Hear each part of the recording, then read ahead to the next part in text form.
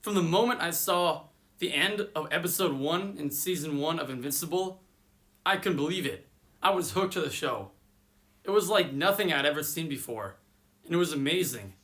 It's really rare to find these superhero movies that are, or shows I guess too, that are dark and gory and actually show the real life of what a normal person would be like if they became a superhero, or I guess kind of like a more realistic view of what it would actually be like to be a superhero in this world.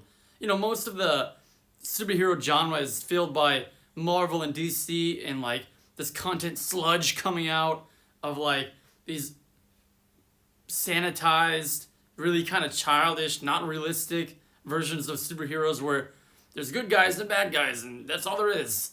And, you know, at the end of the day, everybody goes home happy. No, like, this show really surprised me.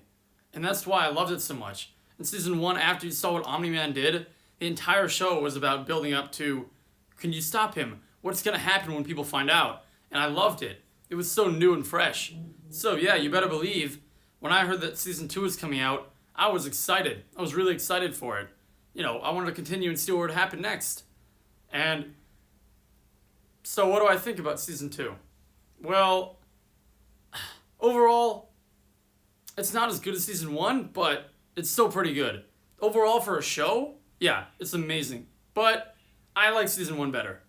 And there are a few reasons why. Overall, I think all the plot points are pretty good.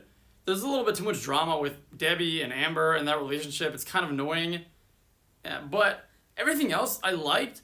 The only thing I didn't like was the structure of the plot and the pacing. I thought it was a little bit too convoluted and messed up. Like, for example, at the end of season 4, when Nolan gets captured by the Viltrumites, you kind of think, all right, we're going to see what's going on with that. And then it's building up to that. Even on the mid-season finale, you get to see him get captured, and you're wondering and waiting for 4 fucking months to see what happened. And then when you get back, it kind of like peters out. Like, you don't really know what's going on. You don't really see much of them until the end, and nothing really happens yet. So, like, it was kind of annoying. Every time, there was, like, so many different plot points. Instead of just in season 1, there was just one. Main overarching plot, which is, you know, what would happen with Omni-Man, and at the end, who's going to win. Pretty much that's it. In season 2, you have Mark and Amber, you have Debbie, you have Nolan, you have the Viltrumites coming to invade Earth, you have the fucking big Brainiac guy, you got the Lizard Legion or whatever the fuck they're called. You got so many different things, and they're trying to cram it all into one thing. Oh, you got the Martian things too. Like, there's so many that you can't really focus on one. There's so many that you have to have, like, you have to keep cutting back and forth, so you don't really get the time each one needs. And while I think they're still well done, it's just like, I wish there weren't as many, so you could focus on the other ones. For example, the main villain, you know, big Brainiac guy, I think his name was like Angstrom Levy. You see him in episode 1, and then you don't see him again until the last episode. And he's supposed to be like the big villain. I'm like, I don't even remember you. I was just like Mark. I was like, who the fuck are you? I don't remember you.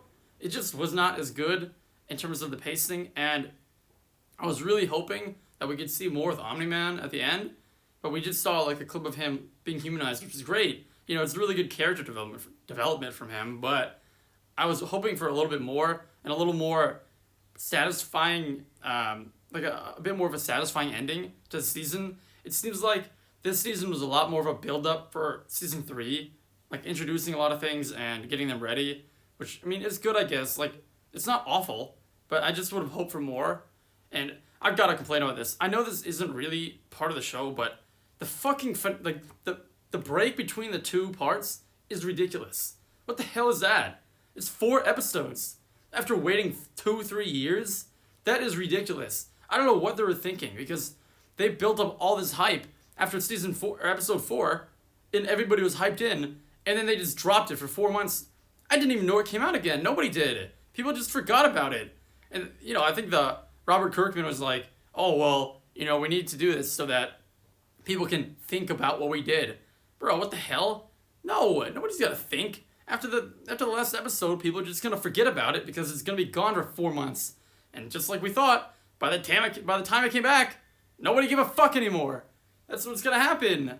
I don't understand what's the point of that. It just killed all the momentum. I don't know why they would do that. Now, I saw somewhere online that Amazon Prime did that so that by the time it came back on, the ads, you'd have to pay for the ads on the site or to get rid of them. So they wanted to make more money, squeeze more doubloons out of your wallet. I definitely could see that. That's very annoying though, and it ruined the show, honestly. That was so fucking annoying. Anyways, yeah, I like season 2, but it wasn't as good as season 1. I'll give it 7 out of 10. Alright, that's it. See you.